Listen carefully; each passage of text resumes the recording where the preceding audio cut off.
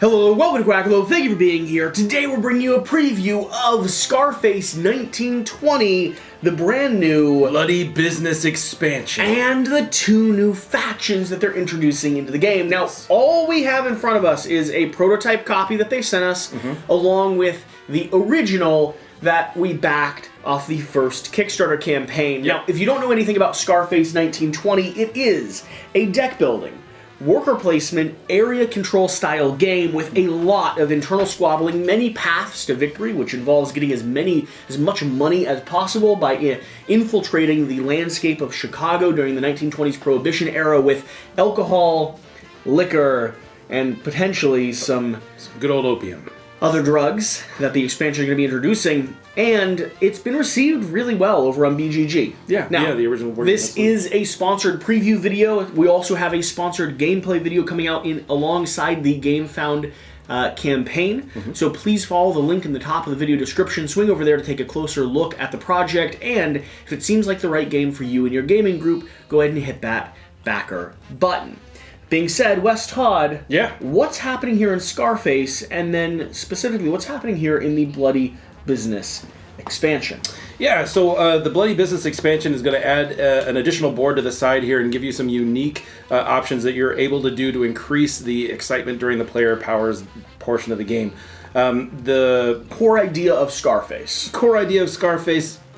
It's basically, you kind of talked about it. It's a deck building, area control, worker placement, game all about the underworld of Chicago in the 1820s during Prohibition. You're going to be placing your workers either on the board, on your little icons here for dealers, gaining resources, adding additional cards to your deck, and then working to gain the most money by the end of the game so that you can win. Yeah, the common flow of the game is going to involve you drawing cards up from your deck and playing down a sequence of cards. These is going to be a programmed group of actions that you can take. You'll then have a single worker placement action that you can use from your headquarters down here on the bottom to go to a few different locations. You could go up to the authorities, where you're going to negotiate and talk with the political districts and the police officers around the camp. You can go to the underworld here, which is going to give you the chance to recruit new people, gain new deals where you gain more resources, or slowly start taking control of the main board. Or you can take a secondary or primary action, which involves upgrading some of your asymmetric factions, using boss abilities, or, like I said, capturing neighborhoods that will allow you to convert resources into money at the end or the refresh phase of the game. After you've taken your single worker placement action, you're then going to go ahead and take any special effects your cards give you. Now, these cards are going to start out fairly basic, depending on the faction that you have, and they'll get more advanced as you've hired new recruitments into your gang. After you've played down these cards, taking their special abilities, you'll discard them, you'll draw your hand back up, and you'll pass to the next player. There's a few things you want to be paying attention to while you play the game, specifically stuff like jobs, which are going to be secret objectives you can complete that give you either in-game bonuses or immediate lasting effects. Dealers are going to be the resources that you can generate. You can put a worker placement, you can put a worker down on any of the places that you have in order to gain resources like extra guns or extra liquor, you're going to be paying attention to the different neighborhoods that you control, because at the end of every refresh cycle, when you have no more cards, you'll sell those resources in order to gain piles and piles of money. The Bloody Business expansion is going to be introducing a lot of mechanics that pull us more into the game board and away from our own kind of production engine running here in our personal tableau. Yeah, so some of the major things that it adds are additional presence on the board. You'll have these tokens, so that you'll always have a presence on the board and a place to put someone after they've been killed or put in the hospital. You also are going to have some additional mechanics that are added to the game. We've got these new things called G-Men, which will be, we've already got the Elliot Ness track over here on the side. We've added in a new person who's going to be moving down, Melvin Purvis, one of the very famous G-Men at the time. He's going to be moving down the track while Elliot Ness is moving up the track, almost creating some kind of a little net to catch you in there. There's special things here at the top. Wherever you go above the Melvin Purvis character, you'll have to pay some additional benefits here with the extra effects. And during the game, there's an extra thing here at the top that will happen that could change the course of the game, making police actions more expensive for the bribe bribes to various other things. Here you can hit one you actually have to take a hit from one of the districts that you're in. So lots of different things that can happen throughout the gameplay with the G-Men mechanic. It adds a hospital feature, so instead of killing people outright, they go directly to the hospital, where you can heal them using a new character in your gang called the Doctor. Every gang now has a new doctor that will be able to heal people. It is one of your upgraded hat abilities, so your right-hand menu will have to gain them throughout the game, but he does have the ability to heal people directly. There's also another mechanic where we can use bullets to heal people too. Seems a little strange, but that is an option that comes with the extortion mechanic, which we'll talk about in a moment. But that ability to heal people is based on how many upgrades that you've taken throughout the game. We also have these folks here are campaign options, where we're able to spend votes towards the end game options. So instead of having just whoever has the most money at the very end of the game, you have a way to push it one way or the other, and these will add additional in-game money. This particular one says the amount of influence that you have in your deck, you'll gain $5 for each one of those, plus you'll also gain $5 for each rival that's in the hospital. And then here we've got $5 for each thug in a district, and then $5 per gang upgrade that you've done. So if you want to be vicious and mean, you can certainly play that way and gain those in-game benefits, or if you wanted to play more, less so, you have that option to do that as well and push the votes towards your string at the end. Another interesting thing they've done is add in the associate action here. Whenever you pull an associate from the board, you're going to gain the ability to take one of these most wanted tokens.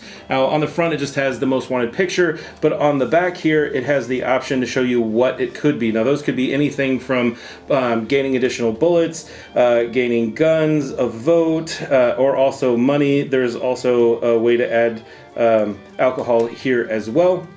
Now these, as you take a person from an associate from the board, you're going to look at the top right-hand corner, and then that has a corresponding area here on the most wanted board. You'll take all of the most wanted tokens from that particular board, and you'll gain the benefit immediately from these particular areas here. Now, then you'll go ahead and place another most wanted token across all of those different locations, except for the one that you just took, making each one now have 2 or more in those areas as you go farther and farther. So it becomes more and more interesting to take a different type of worker that maybe you haven't been collecting, because you can gain an immediate benefit right away.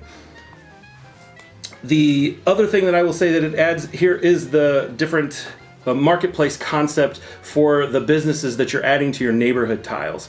Instead of there being just a flat amount of money that you gain for having those businesses on your tiles, you'll actually gain the uppermost uncovered space value. So that's kind of an interesting way to make that amount variable. Now, some of them will just increase in value as you go across, like the speakeasies. The more speakeasies you have out on the board, the more money you'll be able to make from them. Same thing with casinos. The more, actually less for casinos. The more casinos you have out, the less money you'll end up making for them. And then with the brothels, the more brothels on the board, the more money you'll end up making from them.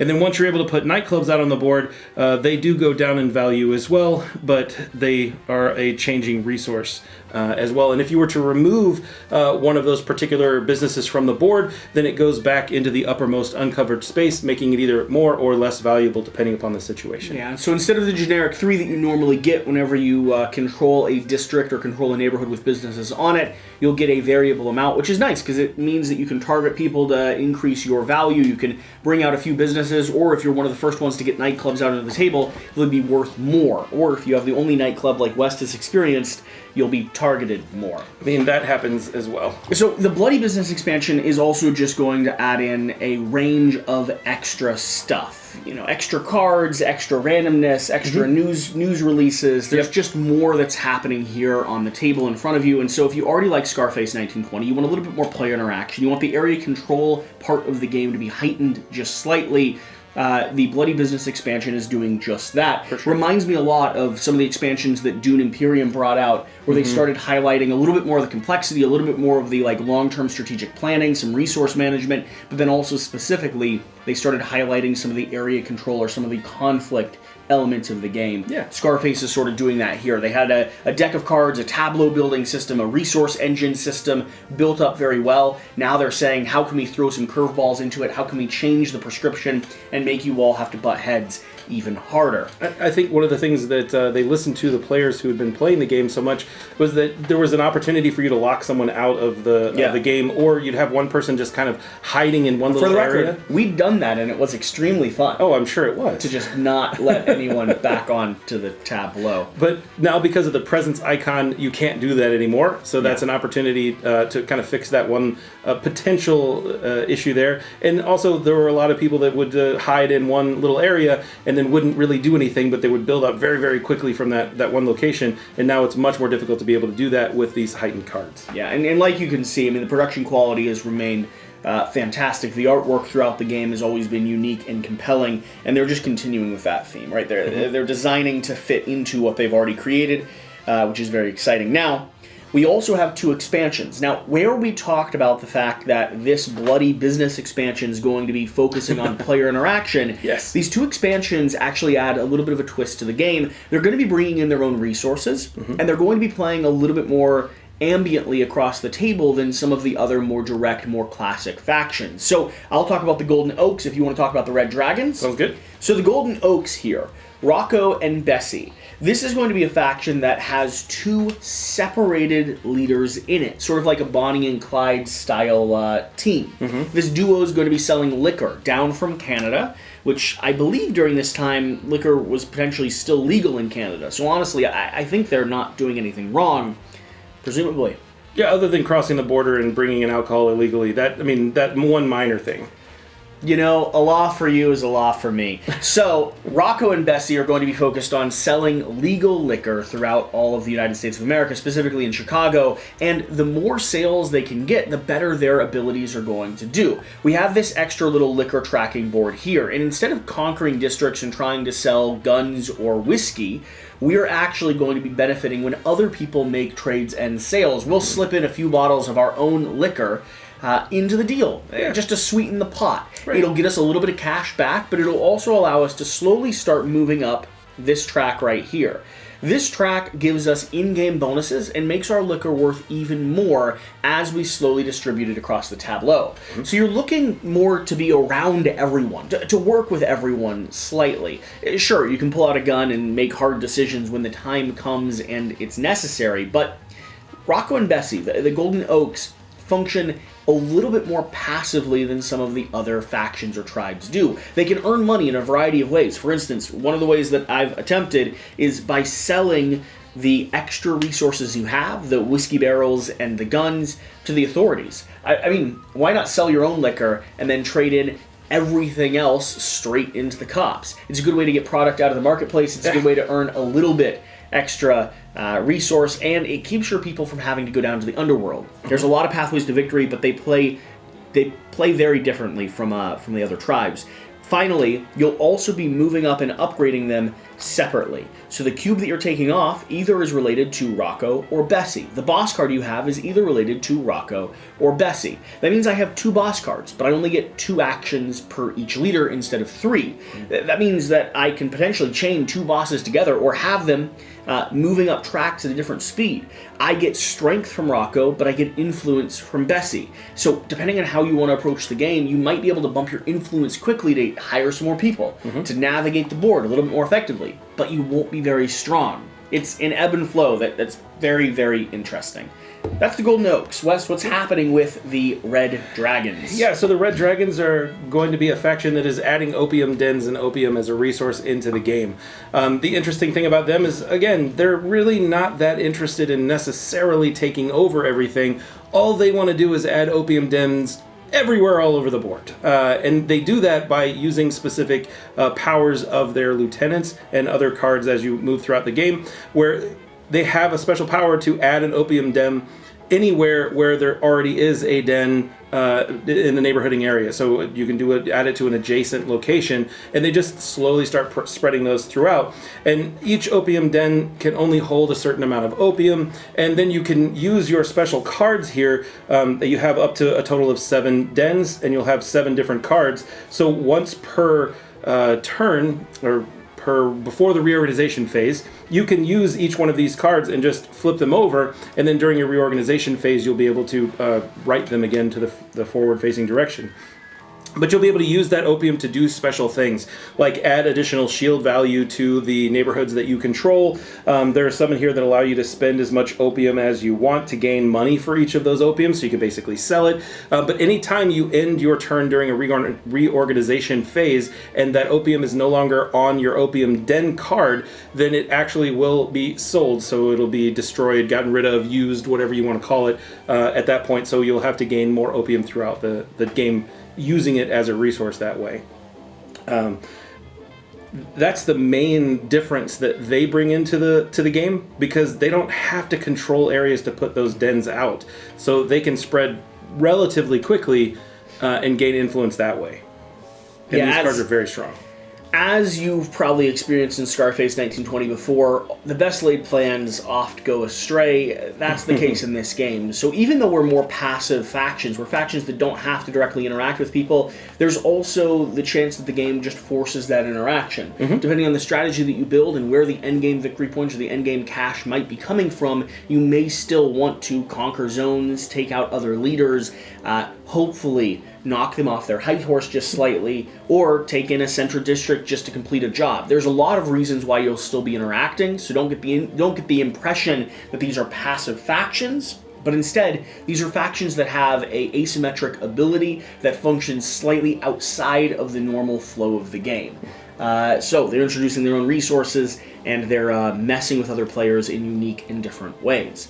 That's the core premise of what the Gamefound campaign is going to be offering. Yeah. We have the Bloody Business expansion, a little bit more interaction here on the main board. We have the Golden Oaks, which function as 2 separate teamed units, giving you the choice of how you actually want to upgrade and where you want to have your strength coordinated. And we have the Red Dragons, which are going to be bringing opium and opium dens into the main board, giving them special abilities and ways to influence and push around other players depending on where and how they have their opium spread out. And by adding these extra factions, it does allow you to play 5 and 6 players now, which was not possible before. Very nice, very nice. So the player count's actually going to go up as well. Very interested to see that. Right now, it's a very, very strong 3-player game. I can see the 4-player, especially with one of these 2 factions incorporated, really fun. Yeah. Okay, so thank you for watching. Thank you for being here. Remember, this is a Gamefound campaign. We'll have a link at the top of the video description. Please swing over there, check out the campaign page, double check to see if this is the right game for you, and if it is, make sure you hit that back button. They'll only be running for a limited time, and I believe the original game was fairly exclusive to the original Kickstarter they ran. So, if this is one you've been meaning to get your hands on, now is the opportunity.